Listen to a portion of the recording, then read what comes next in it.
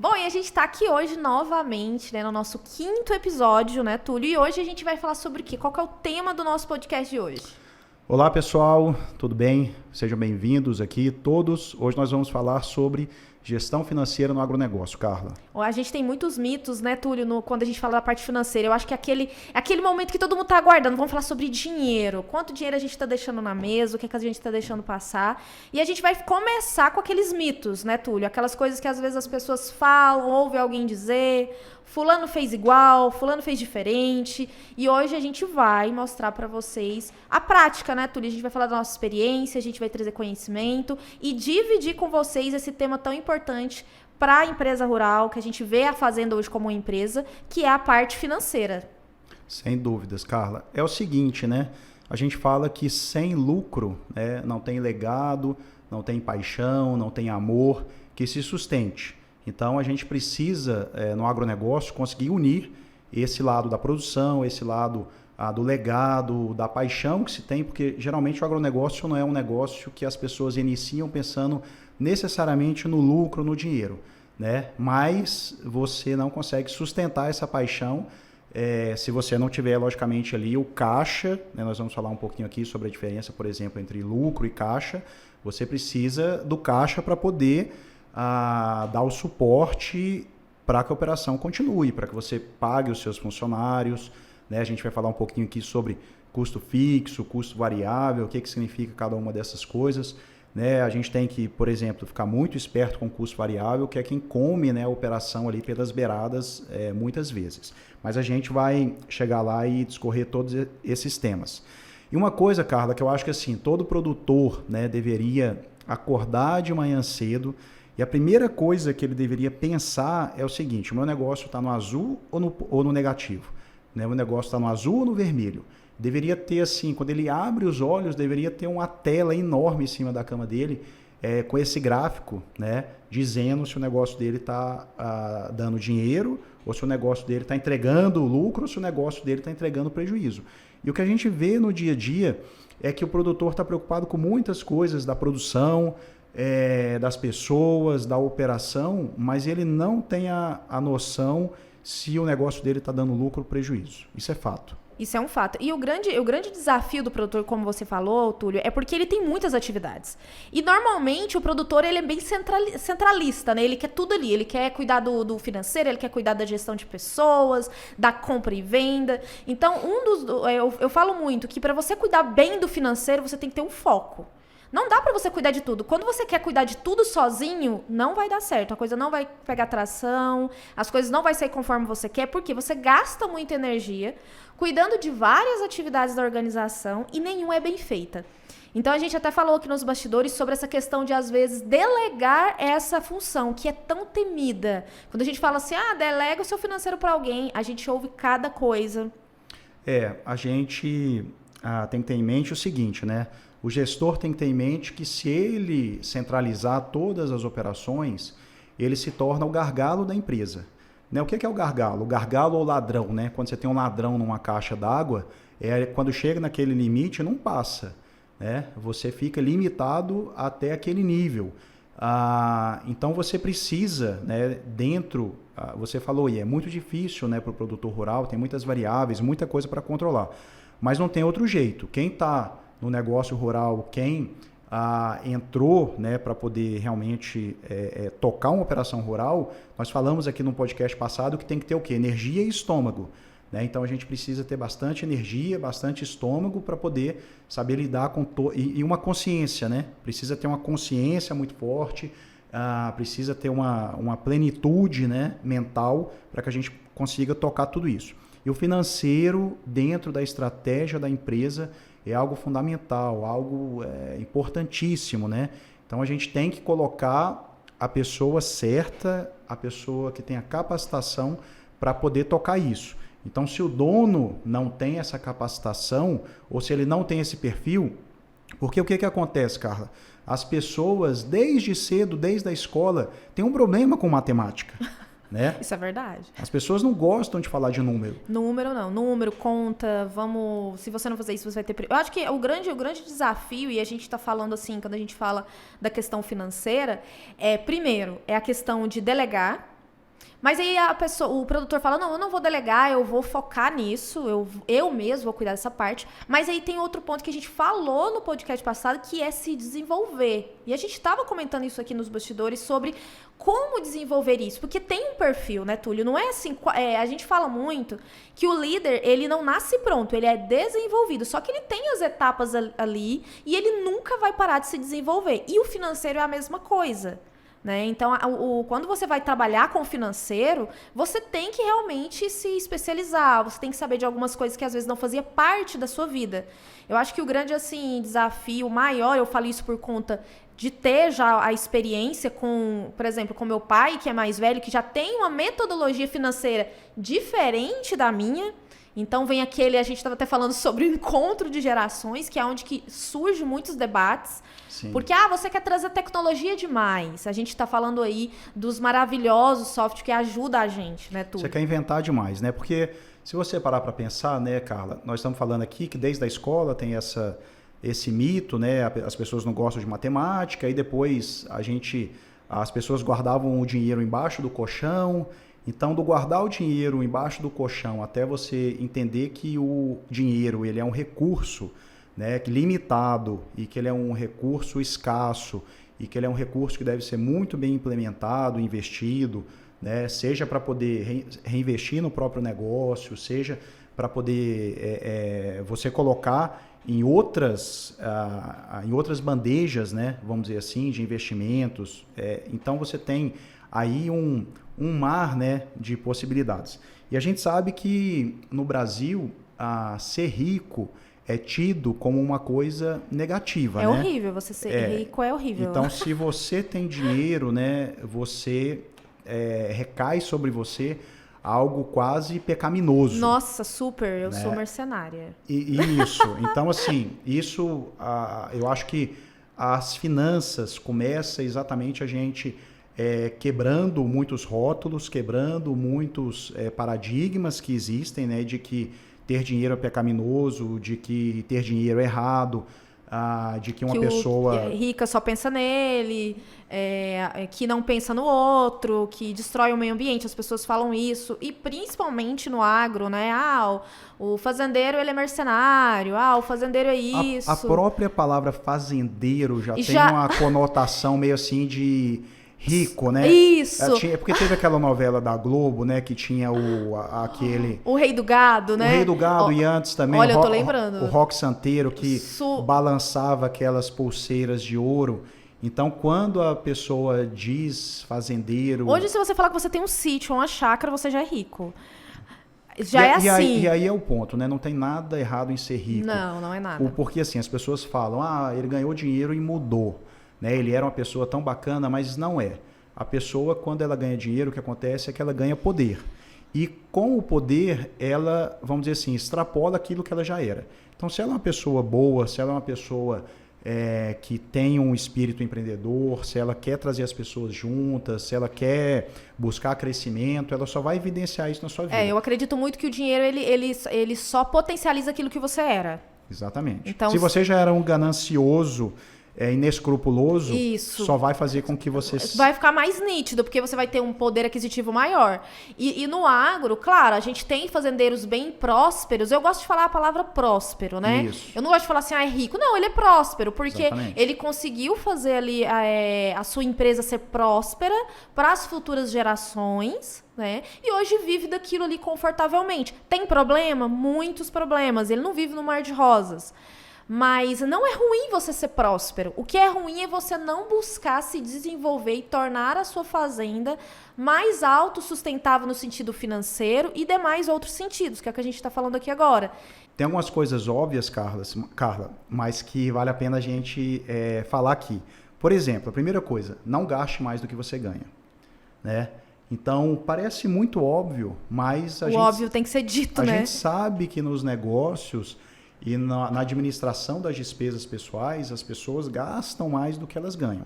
Segunda coisa importante da gente falar, não misture o dinheiro pessoal com o dinheiro da empresa. Aí é difícil, Túlio. Aí é difícil. Porque não deveria ser. Não deveria ser difícil, porque é o básico, né? O que é da empresa é da empresa, o que é seu é seu.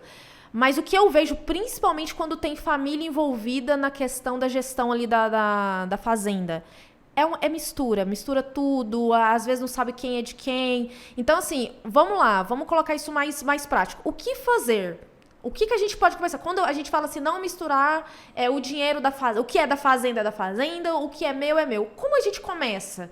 A gente vai entrar um pouquinho aqui, Carla, mas esse dá para fazer um podcast específico sobre isso.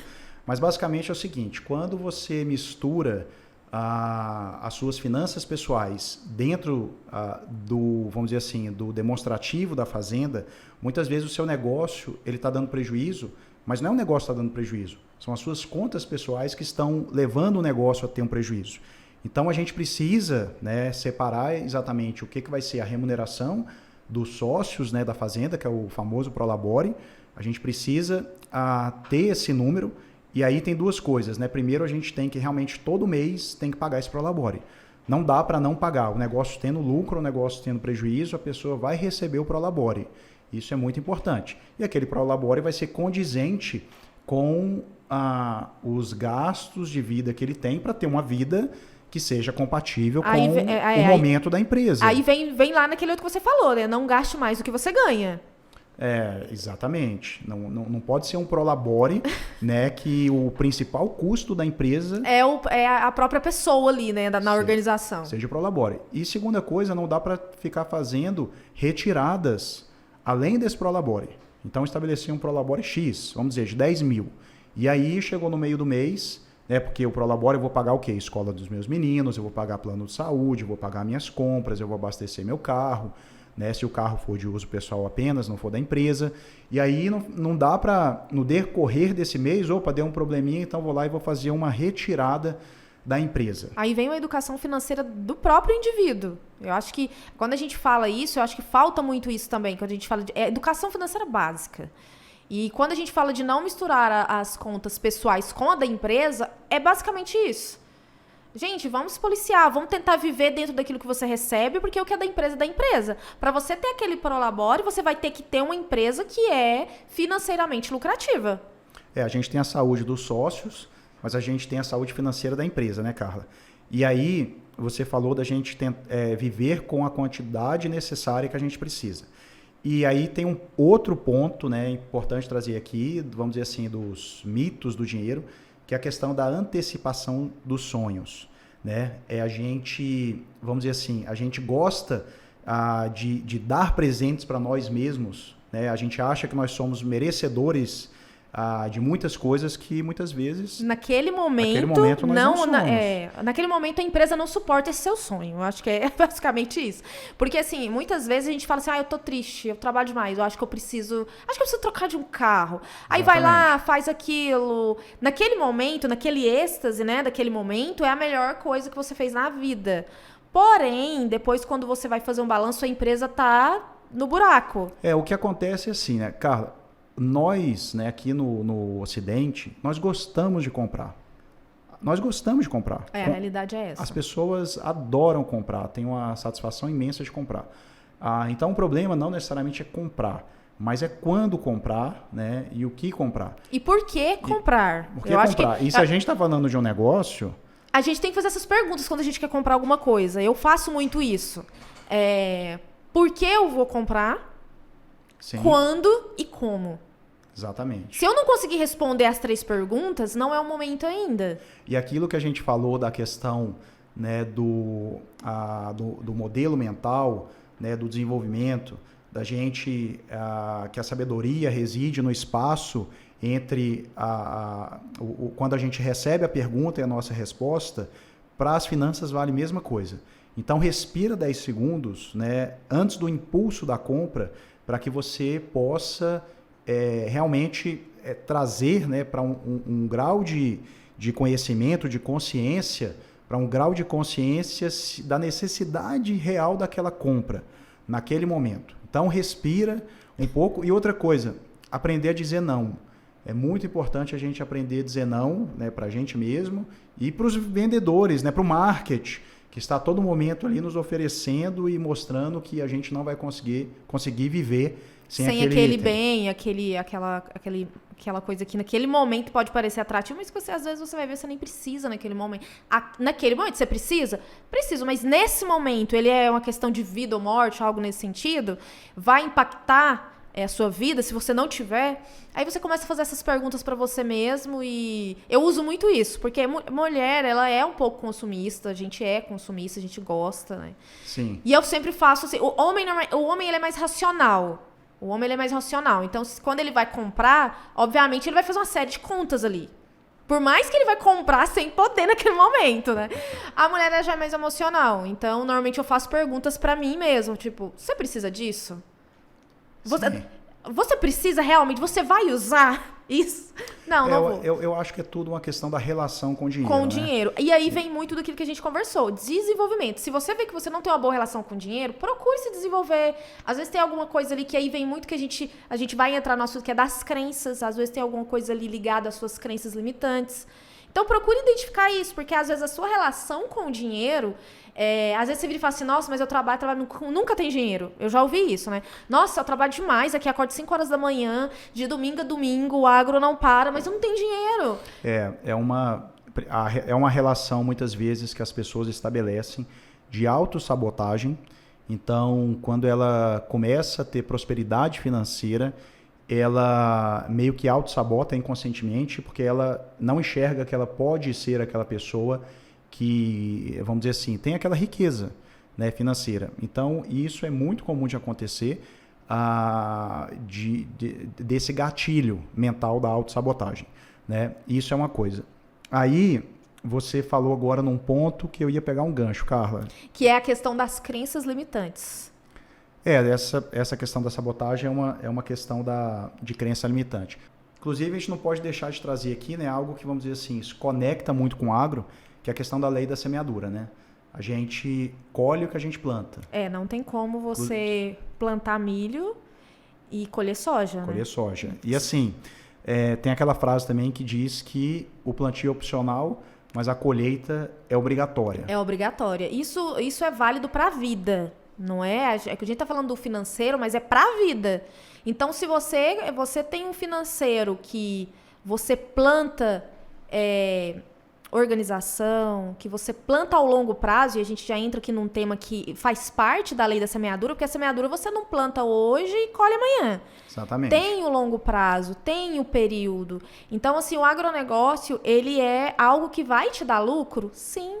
Mas a longo prazo, dentro daquela área que você trabalha. A pecuária ela é diferente da agricultura, da suinicultura, cada um ali. Porque quando você se encontra com vários produtores de várias áreas, você se sente bem desconectado, porque cada um ali vive uma realidade diferente. Mas todos têm o mesmo princípio.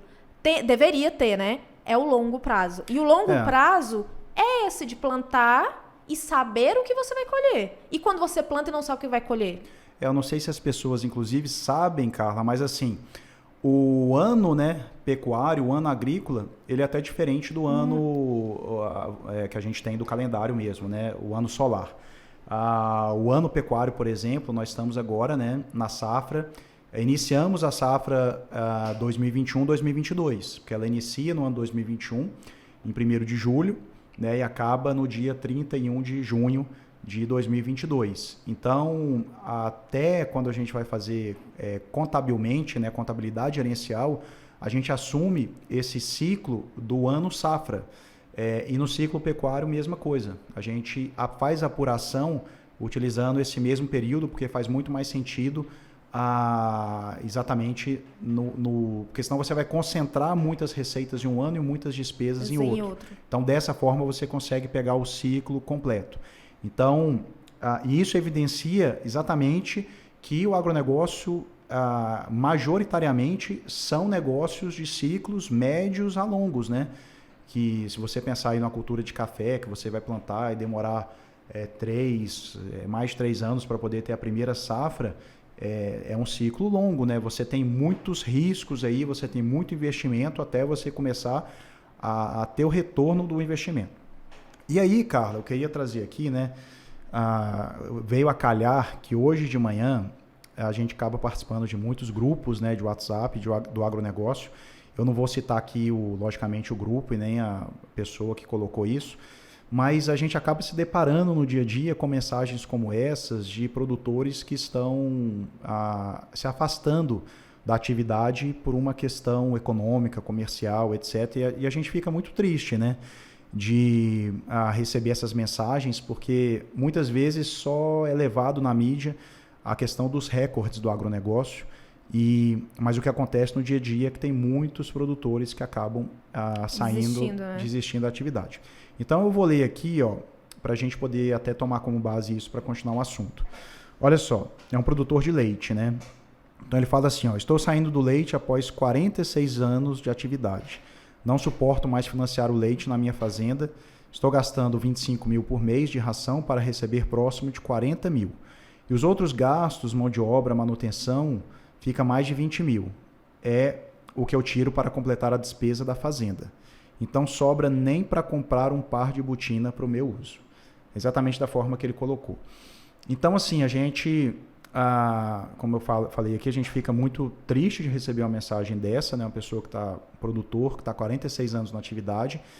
E o que a gente traz aqui, todos esses conhecimentos, né? É exatamente para evitar esse momento, né? E assim, quando um produtor como esse, ele sai do agronegócio, não é só a cadeia leiteira que vai perder, mas a sociedade em si, ela vai sentir o impacto. Por quê? Se ele tem uma fazenda com uma produção, obviamente ele tem funcionários. Então, esses funcionários, eles têm uma família. Ou seja, o sustento dessa família já está comprometido. Quando esse sustento é comprometido, eles vão para onde? Eles vão para a sociedade, buscar trabalho. Às vezes a esposa vai ter que procurar também para poder ali, cuidar da família. Ou seja, vai sobrecarregar a questão de trabalho na cidade. Ou seja, mais concorrência. Quando você pensa que um produtor vai sair da área e não vai te afetar você ir no seu apartamento, né, no ar-condicionado, você está enganado. Porque vai chegar. Então, a conta chega para todos nós, né? Então, assim, as pessoas elas têm que ter ciência que o agronegócio ele está muito inserido na nossa vida de tal forma que quando um produtor desse sai, todos nós somos impactados. Ou seja, vai ter falta de leite? Óbvio que vai, porque provavelmente a produção dele era muito grande. Ou seja, vai sobrecarregar o outro produtor, vizinho, vamos supor, que vai ter que entregar mais. Então, assim, isso vem de duas frentes, no meu ponto de vista. O que está no tema hoje, que é a questão financeira, a gente não sabe ao certo, né, Túlio, o que acarretou essa decisão, mas a gente sabe que quando a gente coloca na balança o peso financeiro é o que fala que realmente vai fechar as portas ou não, mas tem o outro lado que a sociedade não vê. É aquilo que a gente fala, bate recorde de exportação, mas o dia a dia do produtor é muito difícil para poder bater esse recorde. Se eu pudesse desejar alguma coisa para o país, eu desejaria emprego, né? Eu acho que quando você tem emprego, você tem todos os outros elos funcionando. Então, o dinheiro circula, o dinheiro né? circula, a economia circula, né? E do outro lado você tem exatamente a falta de empregos. E o agronegócio é responsável por 20% dos empregos formais do país, né? Então, a gente tem aí uma contribuição muito grande do agro com isso. Mas voltando para o nosso tema de gestão financeira, Carla, o que a gente quer trazer aqui para os gestores, para os técnicos, para os estudantes, né, para o pessoal do agronegócio, é que não se constrói riqueza sem gestão financeira. E aí, existe uma lógica, né, quando o produtor está crescendo, quando o gestor está crescendo o negócio dele, que inicialmente ele faz todas as tarefas, como a gente falou aqui. E até um certo tempo ele consegue administrar o financeiro. E é importante dizer que gestão financeira não é pagar boleto. Tem muita gente que acha que porque faz... Vou contratar um financeiro. Porque vai ali no Banknet do celular e faz os pagamentos do boleto, acha que isso é o financeiro. Isso não é o financeiro.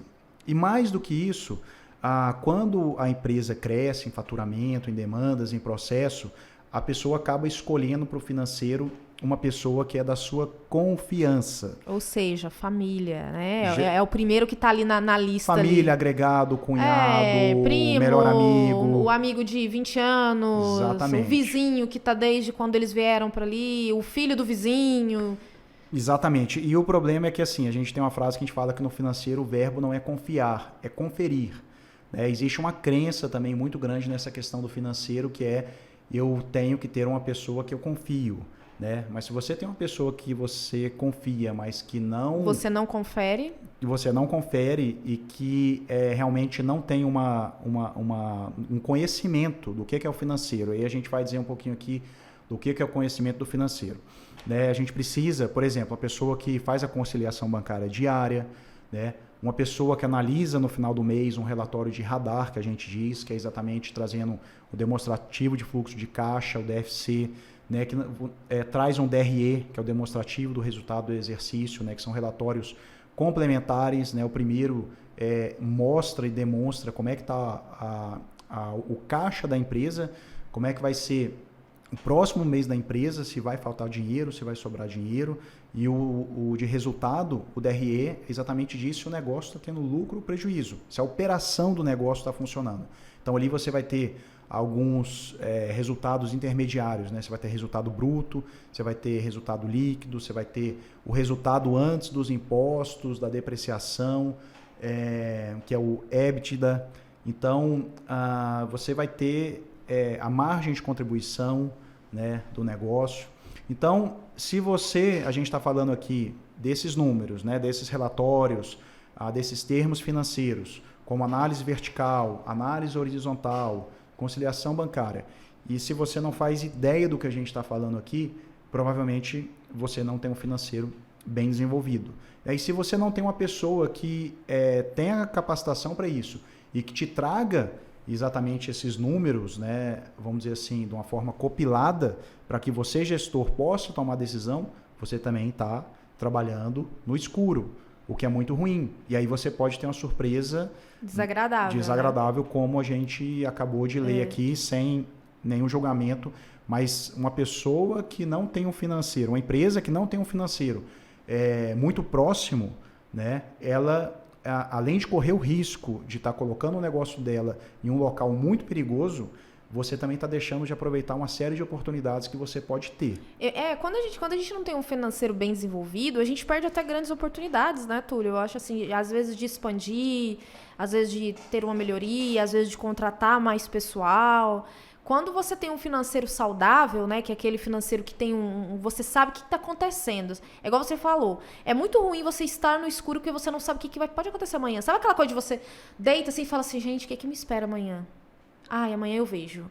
É basicamente isso. Mas quando você tem isso bem estruturado, bem desenvolvido, que leva tempo, tá? Não é uma coisa que você consegue hoje, eu acordei e vou conseguir fazer isso, mas é uma coisa que você tem que primeiro analisar como que está a saúde financeira para você... Por exemplo, quero contratar um profissional. Ok. A saúde financeira da sua fazenda consegue? Ou você acha melhor você agora começar a se desenvolver ao ponto de focar no financeiro, delegar outras funções, que inclusive lá no Instagram da Blue Farm tem um post muito interessante sobre delargar e delegar. Então, a gente também tem que saber a hora de delegar, se você está delargando ou se você está delegando. Então, isso também é muito importante. Ou você contrata alguém. Porque é muito fácil. Vou contratar alguém. Vou lá na cidade contratar um rapaz ou uma moça para poder cuidar do meu financeiro. Mas será que o financeiro suporta ter aquele funcionário ali? O financeiro, ele tem que... Muitas vezes o que a gente vê, Carla, é que muitas vezes não existe financeiro. E quando existe, a importância que ele tem dentro do processo não é condizente com a importância que ele deveria ter. Por quê? Nós temos aí uma série de ações, de planos de ação, vamos dizer assim, que devem ser executados na fazenda. Então, mas você tem o dinheiro finito para poder fazer. Então, você tem que fazer escolhas do que fazer e do que não fazer. E essa decisão deveria ser do financeiro para o operacional. E não do que acontece muitas vezes, que é do operacional para o financeiro. Entendeu? Então, você tem um financeiro que diz onde estamos, como estaremos daqui um mês, como estaremos daqui 6 meses.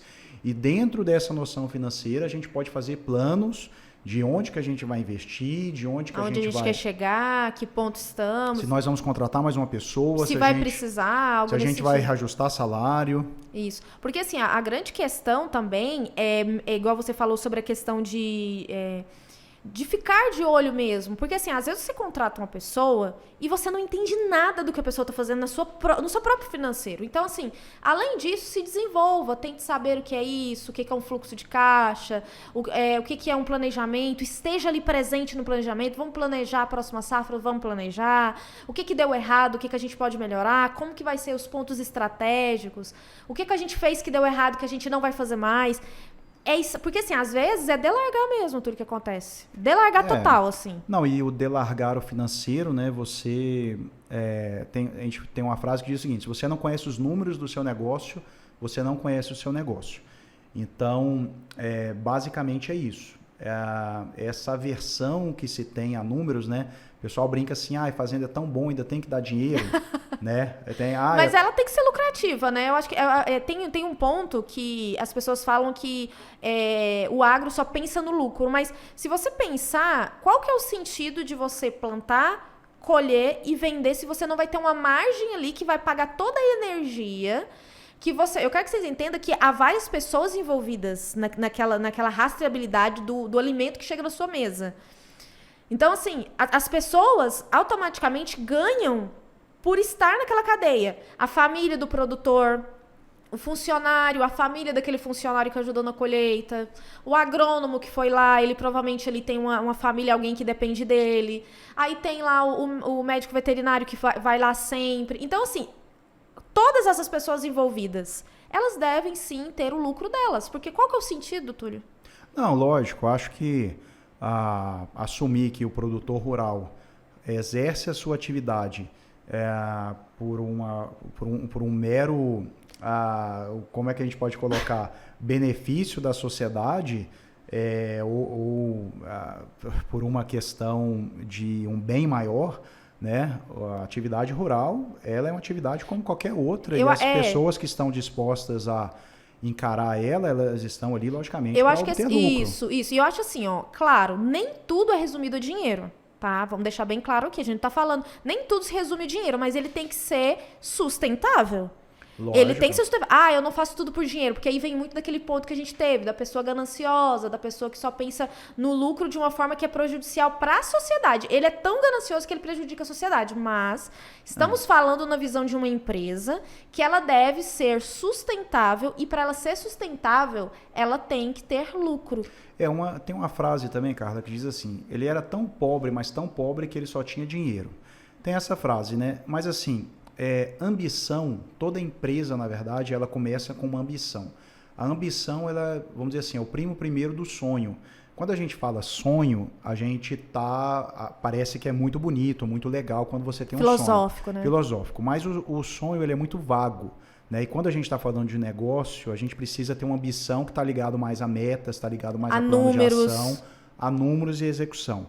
Então, é só uma mudancinha de foco, de outra lente que a gente coloca e de ressignificado para a gente entender que toda a beleza do negócio continua ali, né? Mas a gente quebrar não é bacana, sabe? Você passar por um percalço, você passar por um estresse financeiro, né, é algo que vai consumir, além do mais, muitos anos da sua vida. Porque para você retomar... Porque né? é algo que... E detalhe, é um investimento que você não vai ter um retorno, assim. Por quê? Sua saúde, sua energia, os anos que você tá ali, você não pode voltar.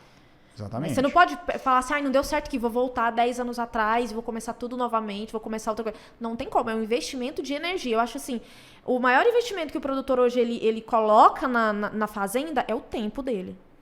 Sem dúvida. E assim, essa questão de negligenciar, né, de não ser responsável com o dinheiro, a gente tem uma máxima que diz assim, faturamento é vaidade, lucro é sanidade e caixa é rei. E muitas vezes, né... Isso é bem invertido, né? Assim. O faturamento é o canto da sereia. Então, passei de 1 milhão de faturamento para 3 milhões de faturamento.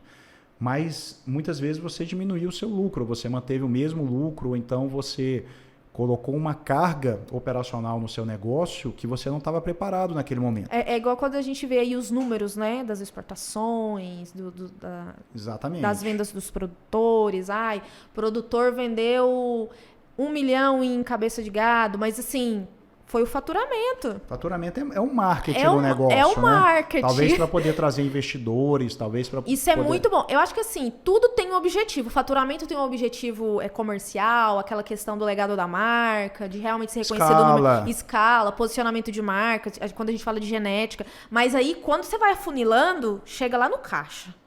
Porque o caixa, né, a gente fala que lucro é sanidade. Por que lucro é sanidade? Porque o oposto de sanidade é a irresponsabilidade. Então, quando você tem irresponsável, às vezes você não é uma pessoa irresponsável, mas financeiramente você é, mesmo sem saber. Porque você toma decisões muito ruins para o seu negócio e onde você realmente não tem ali um embasamento técnico, né, um suporte de números, né? Por exemplo, assim, a gente fala muito assim, né? Quando a gente fala assim, tá bom, muito bom o que você falou, mas eu quero os números. Exatamente. Aí a hora que vai falar assim, não tem. Porque quando a gente vai num empreendimento rural, numa fazenda, a gente deveria ter duas lentes. Você sabe aquela lente, aquele óculos infravermelho que se enxerga no escuro? Então, quando você entra na fazenda, você vai ver um pasto bonito, você vai ver uma cerca boa, você vai ver animais bem tratados, você pode ver os funcionários com uniforme. Você pode ver uma série de coisas ali que te dão uma primeira análise de um entendimento de que esse negócio ele é bem tocado, que é um negócio... Tá dando lugar. É aquela coisa assim, fulano tá bem, fulano tá bem, o negócio dele lá tá bem, porém, tá dando dinheiro esse negócio, né? Porém, os bastidores... outros 500, Os bastidores são outros 500, né? A gente tem que ver o grau de endividamento desse empreendimento, a gente tem que ver, né? Aí tem um terceiro relatório lá no balanço patrimonial, o que você tem de passivo de curto prazo, de médio prazo, de longo prazo, né? Quais foram os créditos tomados para esse negócio, como que são a gestão de risco, né? Na atividade que ele está, como é que está o momento do mercado. Será que esse produtor, né, ele sabe vender bem? Será que ele tem mais de um comprador para o negócio dele? Ou será que ele é dependente único exclusivamente de um cliente que, se passar por um estrangulamento financeiro, vai afetar assim em cheio o negócio dele? O financeiro ele fala o seguinte: está na hora de você pulverizar, vamos procurar outro mercado, vamos procurar outro comprador. O financeiro ele dá aquele norte assim, tá na hora de organizar a rota. Exatamente. Se você não tem isso, tá tudo bem. Tá me atendendo ótimo. Por quê? Ele não tem, igual você falou, ele não tem o parâmetro geral. Ele não tá olhando ainda com a lente de infravermelho ainda. O próprio dono. Ele tá olhando sempre o faturamento. Ele tá olhando sempre... O caixa, pra ele, passa despercebido. O caixa ali, pra ele nossa, que coisa chata falar de caixa. Geralmente o produtor olha primeiro o volume. Então ele vê o seguinte: eu tinha 100 cabeças e passei para 150. Então essa é uma forma de mensurar um negócio, mas uma forma que ela, como negócio, é uma métrica muito vaidade. Ruim. A métrica de vaidade é uma métrica ruim. Depois ele começa a analisar a questão de produtividade, que também é uma meta, que também é um indicador ligado mais à questão de operação do negócio. E aí depois, quando você começa a olhar, por exemplo, lotação, né, até você chegar exatamente na questão financeira, que é a lucratividade que você tem e quantos ciclos que você faz, por exemplo, numa mesma área. E aí a gente começa a falar de negócio, porque assim, negócio é negócio. Então, o que nós queremos são referenciais que permitam demonstrar se o seu negócio rural ele está sendo tão competitivo quanto o negócio XYZ. Eu acho que vem muito também, Túlio, quando a gente fala de benfeitorias, né? A gente tem dessas questões, que, claro, a gente teria que falar um podcast somente sobre isso, né? Que são alguns ladrões financeiros que às vezes passam despercebidos pelo produtor. Desperdício, né, Carla? Isso, porque assim, às vezes é uma coisa que naquele momento você não é necessário. Você pode ali... A gente fala muito de, às vezes, colocar no planejamento, olha... Aí vem muito da fiscalização, do monitoramento, que é que a gente fala. Não adianta você só delegar para o seu funcionário e não estar ali junto, monitorar, porque pode acontecer algum problema. Gente, tudo que acontece dentro de uma fazenda, ela vai respingar no financeiro. Tudo que você faz. Certeza. Então, assim, se você não tiver um financeiro bem estruturado, para você poder falar assim para sua equipe, olha, a gente tem que trabalhar nessa X margem, a gente tem que trabalhar com tal meta, a gente tem que trabalhar dessa e dessa forma. Por quê? Os números te dizem até onde você pode ir. E quando você não tem número, aí você não tem limite. Ou seja... E eu quero trazer uma coisa aqui bem bacana que a gestão financeira traz, que é exatamente a questão da transparência. Quando você tem uma transparência com a sua equipe, inclusive financeira, né? Financeira, de demonstrar... Túlio, mas aí você falou de uma coisa que, por favor, não vou falar dos meus números. Né? O produtor pensa assim, não vou dividir o quanto que eu ganho, assim. Aí vem outro mito, né, Túlio? Mas, é igual você está falando, e você vai concluir o raciocínio. Ter essa transparência, né? A transparência, quando a gente pensa primeiro no nível societário, né, diretoria, né, tem sócios que estão na empresa, tem sócios que atuam e tem sócios que não atuam na fazenda. Quando você tem uma gestão financeira muito coesa, muito transparente, isso evita conflitos de uma forma excepcional. Né? Então, tem aquela questão assim, a pessoa inteligente é a pessoa boa para resolver problemas. Não, e a pessoa sábia é a pessoa que evita os problemas. É como se fosse a vacina, né? É a diferença da vacina para o remédio curativo. Não, e outra, quando você tem essa transparência, é tão interessante, porque o próprio funcionário, ele fala assim, nossa, eu vou tentar fazer dessa forma porque eu vou diminuir o custo pro meu patrão. Porque ele sabe como que tá. Porque assim... Quando há uma transparência, e a gente vem da parte da gestão de pessoas, que a gente vai falar em outro momento, mas vem de, por exemplo, a pessoa falar assim, gente, eu preciso desse sustento, ou seja, aqui é o meu trabalho, é onde que dá o sustento da minha família, então o que eu puder fazer para aumentar a lucratividade, automaticamente eu ganho também. Então, essa transparência do financeiro respinga também em outras partes. Pode parecer um contrassenso, Carla, como você falou aí, mas eu vou abrir meu financeiro. Não estou dizendo que você deva ou não deva abrir o seu financeiro, ou até onde que você deva abrir o seu financeiro. Mas é um ledo engano você achar que as pessoas não fazem as contas do que você necessariamente recebe.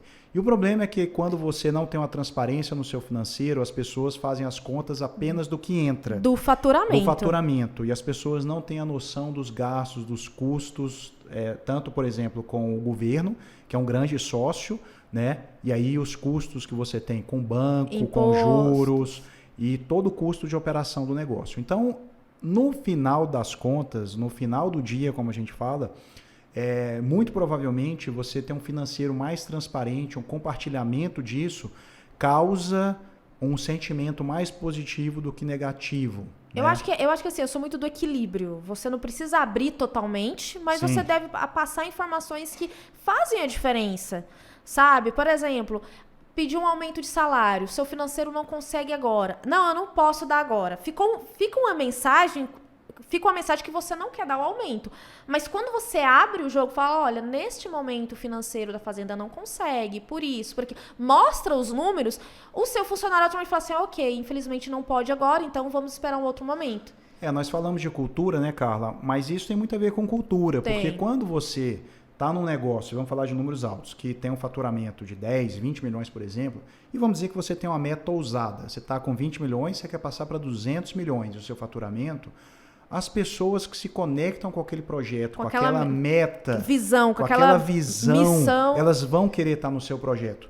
Agora, se você tem aquela mente que a gente chama aqui do retranqueiro, né, é que mesmo se você estiver ganhando dinheiro, você está vendendo, né, para sua equipe que você está tendo prejuízo. Nossa, estou apertado, o negócio tá difícil, meu Deus. Então, isso é muito ruim. Você vai atrair pessoas, né, que não vão conseguir. E a gente atrai, né, Túlio? É incrível. Atrai porque aí a sua equipe vai ser uma equipe desmotivada, que só pensa no dinheiro, que se precisar ficar até um pouquinho mais tarde para te ajudar em alguma coisa, não vai ficar, porque a cultura não é aquela cultura que traz as pessoas para dentro da organização, da história. Exatamente. E aí você não traz o que a gente falou aqui das pessoas ambiciosas que também querem crescer junto com o negócio.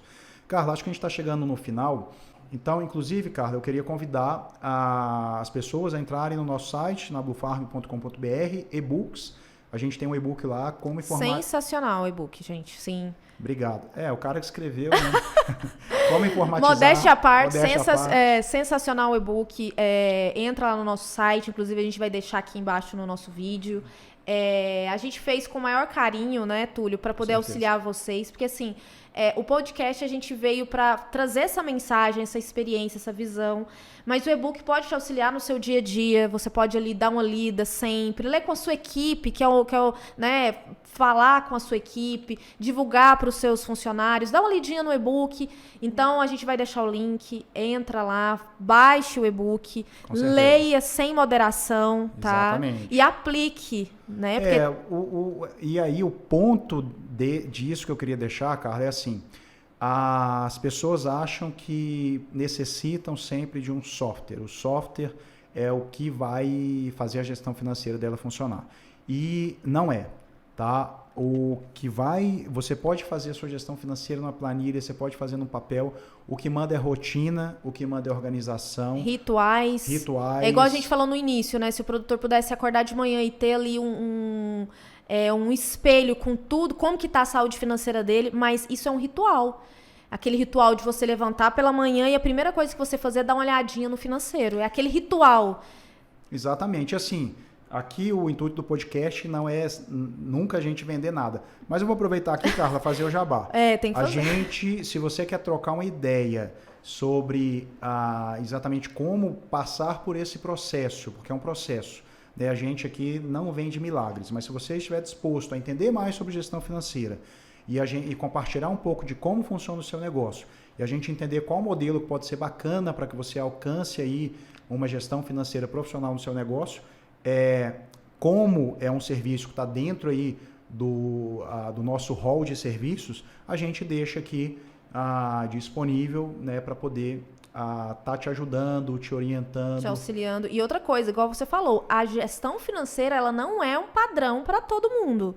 Totalmente. Não é. Então, se o seu vizinho ele tem uma gestão Y, a sua não vai ser. A sua vai ser a gestão adaptada para o seu negócio, para a meta que você quer, para a saúde financeira, porque muitas vezes as pessoas querem trazer um software de última geração, mas aquele não é o momento e não vai atender. A gente falou muito isso aqui, né? Sobre software, qual que é o melhor que atende, qual o melhor não. E a gente, muitas vezes, a gente contrata algo porque tá na moda, tá bombando, tá no mercado, mas a sua organização, a sua cultura, e a gente vai bater sempre nessa tecla, não é compatível com aquele método. Então é isso que a gente traz aqui na Blue Farm. A gente primeiro analisa o seu empreendimento de dentro para fora. Exatamente. E assim, é bacana dizer que você às vezes vai pensar, eu já tenho um software aqui que também faz o financeiro. E muitas vezes esse software seu, ele é atividade específica. Ele é feito para poder gerenciar aquela atividade, ele também tem um financeiro. Mas muitas vezes esse financeiro, ele não atende a demanda financeira mesmo para poder ter essa visão dos números do seu negócio. E detalhe. Isso é uma coisa que eu deixo aqui. E outra coisa, você ter um software não quer dizer que a sua saúde financeira tá boa. Por quê? Quem que vai alimentar o software, Túlio? O gestor, é o funcionário. Se eles não tiverem capacitados, se não tiver o conhecimento específico, vai ser informações jogadas ali sem nenhum motivo específico, vai ser uma manutenção de software gasta que às vezes não traz aquele resultado. Por quê? A sua equipe não está preparada. Você precisa cumprir toda a trilha, né, da informação, que é alocação, movimentação dos recursos, depois você tem os apontamentos, depois você tem a análise e apuração dos resultados. Então começa por aí, você tem que entender exatamente o caminho que você tem que percorrer, além do armazenamento das informações, para poder você ter uma estrutura de conhecimento financeira dentro da sua propriedade rural. Carla, eu queria finalizar te agradecendo. Que aula, né, Túlio? Obrigado, né? A nós, né? Eu queria agradecer o nosso apoiador hoje, né? Que está com a gente aqui, que é a The Rios Brasil. The Rios Brasil, para quem não conhece, é uma fábrica de nutrição animal de última tecnologia, presente em eu posso errar o número aqui, mas mais 70 países, tá? Muito consolidada. Então, se você é produtor rural ou se você trabalha com revenda, e você gostaria de conhecer mais a The Rios para te dar esse apoio, esse suporte, esse direcionamento na nutrição do seu gado de corte, gado de leite, piscicultura e outras criações, conte com a The Rios e valeu The Rios por apoiar aqui a Blue Farm. Exatamente. A gente vai deixar o link também, né? A gente sempre deixa para poder você clicar lá. Tem sempre um consultor pertinho de você. Às vezes você pensa que está longe, mas não. Eles estão sempre perto de você, produtor, para ajudar você a ter uma fazenda de alta performance, né? E é isso, eu quero agradecer, Túlio, por essa aula, né? A gente está aqui falando sobre financeiro, eu acho que a gente tem que fazer outros podcasts falando mais específicos. Com certeza. Mas eu quero agradecer muito você que está aqui, que ouviu a gente até o final. A gente fica muito feliz, esse podcast é feito para você. E a gente está aqui para te ajudar. Entre em contato nas nossas redes sociais, tanto YouTube, Instagram. A gente tem nosso site que está impecável, se você não for lá dar uma olhada, vai, porque você vai... Tem muito conteúdo, tem artigo, tem lá o nosso canal que tem lá os nossos vídeos aqui do YouTube, então você vai lá, você já vai ser direcionado. Então, a gente está em todo lugar, né, Túlio? Então, aproveitem. É isso aí, pessoal. Valeu, muito obrigado. Blue Farm, o agronegócio ao Brasil, que já deu certo.